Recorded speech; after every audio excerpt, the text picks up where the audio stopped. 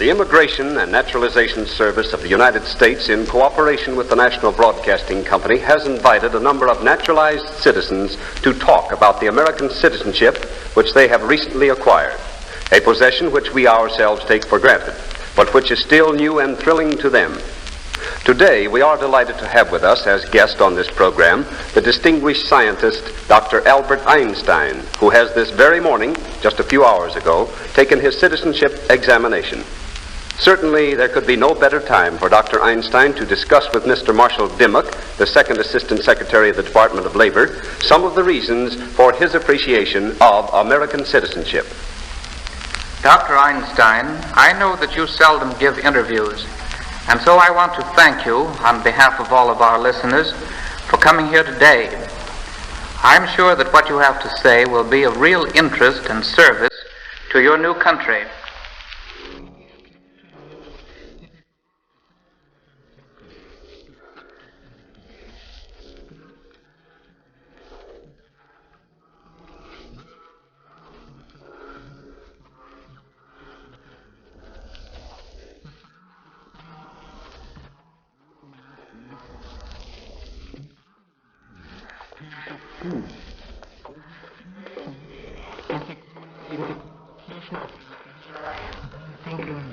But today I am afraid the intellectual way to appeal to man is fast becoming of little avail, with broad force dominating so many millions' lives.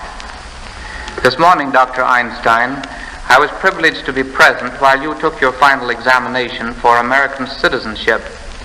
Will you tell us why you, who are international in your outlook and by virtue of your scientific interests, prefer to live in America rather than in any other country? 7 years ago, Mr. Dimmock, when asked for the reason why I have given up my position in Germany, I made this statement: as long as I have any choice, I will only stay in a country where political liberty, toleration and equality of all citizens before the law is the rule. Political liberty implies liberty to express one's political opinion orally and in writing, and a tolerant respect for any and every individual opinion. That is real American doctrine. But tell me, do you feel that America still fulfills the requirements you mention as a place in which to live? Yes, Mr. Dimmock. Making allowance for human imperfections, I do feel that in America the most valuable thing in life is possible: the development of the individual and his creative powers. There may be men who can live without political rights and without opportunity of free individual development, but I think that this is intolerable for most Americans. Here, for generations, men have never been under the humiliating necessity of unquestioning obedience. Here, human dignity has been developed to such a point that it would be impossible for people to endure life under a system in which the individual is only a slave of the state and has no voice in his government and no decision on his own way of life. I agree with you, Dr. Einstein. We simply will not be driven about like sheep. We are independent. We are self-reliant. We do not know what it means to be deferential to class or position. Fortunately for us, obey is a little heard word, and cooperate is a common one. Yes, I think from what I have seen of Americans since I have come here, they are not suited by temperament or tradition for existence under a totalitarian system. I think that most of them would not find life worth living so. Therefore, it is very important that they consider how these liberties that are so necessary to them may be preserved and defended. I am glad to hear you say that Americans can cooperate, because nothing truly valuable can be achieved except by the unselfish cooperation of many individuals. Dr. Einstein, you are a scientist and must regard scientific progress as one of man's highest achievements. And yet it seems to many people nowadays that science and invention have brought human beings more trouble than good. Technological unemployment, international quarrels for the raw materials of industry, and finally the weapons of mechanized warfare. How do you think the discoveries of science might be turned from man's own destruction to his advantage? Science has provided the possibility of liberation for human beings from hard labor. But science itself is not a liberator. It creates means, not goals. Man should use them for reasonable goals. When the ideals of humanity are war and conquest, those tools become as dangerous as a razor in the hands of a child of 3. We must not condemn man's inventiveness and patient conquest of the forces of nature because they are being used wrongly and destructively now. The fate of humanity is entirely dependent upon its moral development. I have often wondered why it was that leaders in science and culture had so little influence on the course of political events. What is your opinion in that matter? I think it is quite understandable. Scientists and artists, through their works, frequently have had enduring influence even in the realm of politics.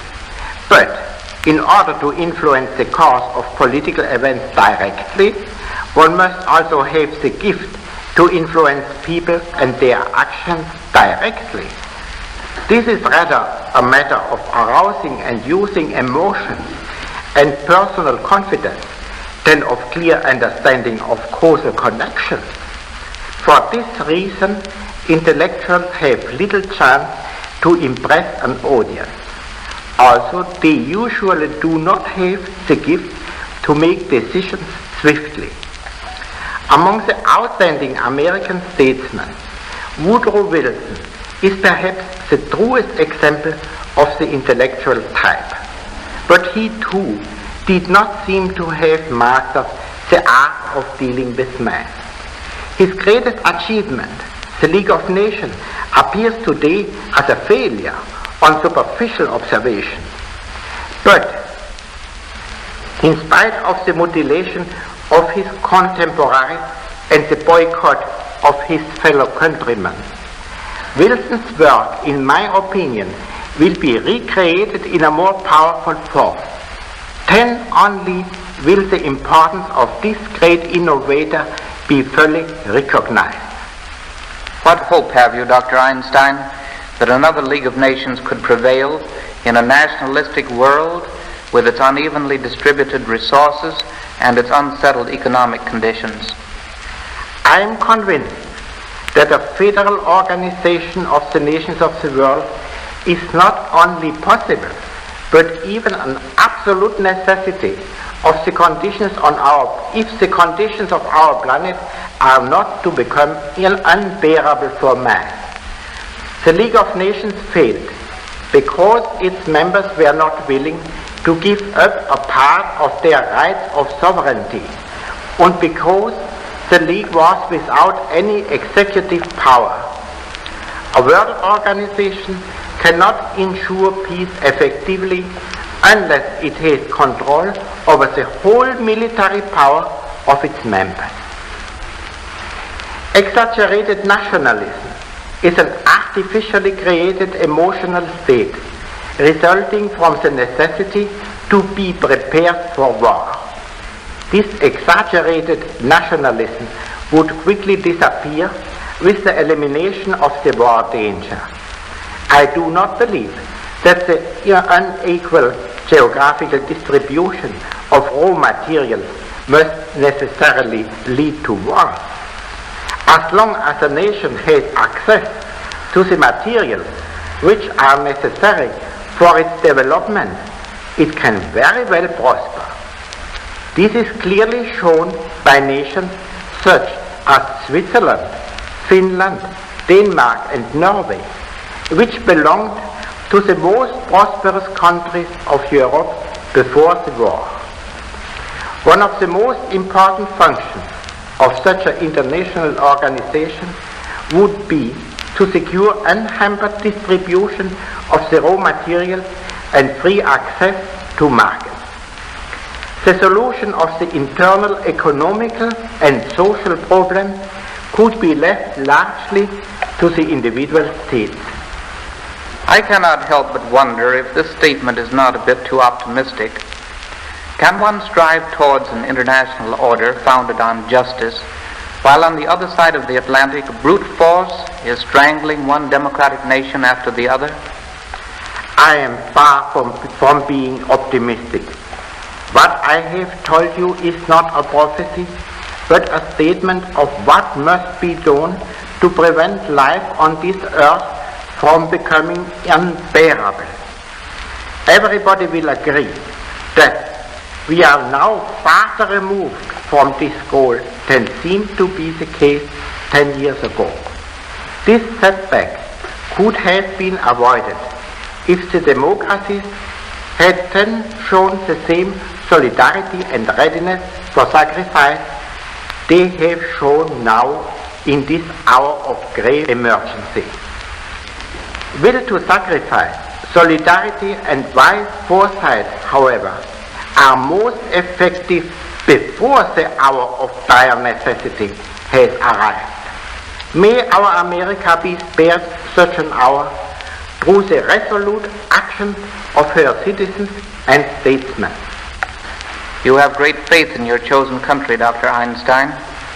I hope we may be worthy of it through all our acts and decisions and attitudes during these trying times when emotions often deprive men of ability to see things clearly. I believe that most Americans act like Americans. By that I mean that they are innately just, tolerant, and reasonable. But a time of crisis tests the democratic qualities. For example, with 8 million naturalized Americans and 4 million aliens among us, we are challenged as a democracy to prove to ourselves and to the world that tolerance is not only an ideal, but a practical possession of all Americans.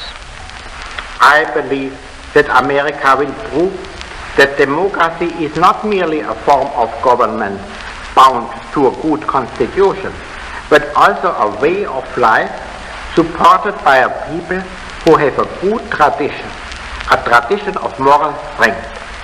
And the fate of the human race is more than ever dependent on its moral strength today. Thank you, Dr. Einstein, for your inspiring message to your chosen country.